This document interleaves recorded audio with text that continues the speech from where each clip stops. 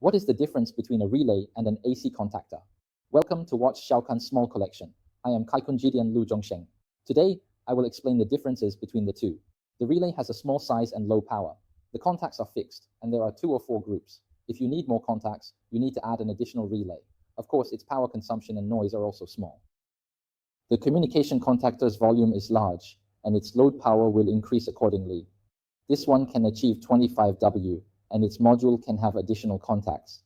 For example, an auxiliary contact can be added, along with an additional set of normally open or normally closed contacts, while the relay remains fixed. Static eliminator can function as a power indicator display, e.g., our 24V green light indicates power on. It also serves as a manually triggered operation button, usually positioned at the top.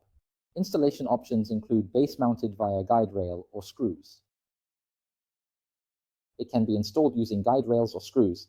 However, its weight will be slightly greater. It has the ability to support a wider range of contact forms and AC receivers, and it can achieve a higher voltage coil, such as 380V. Additionally, it is capable of directly loading a DC motor due to its redundancy. The small electrostatic device can add an anti-wave swimming function, like our model.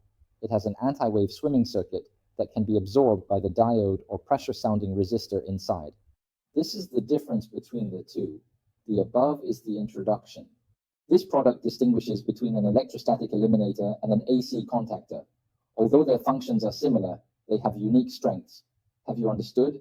If you need an electrostatic eliminator, please leave a comment for discussion. We will reply promptly. Thank you for watching. Goodbye.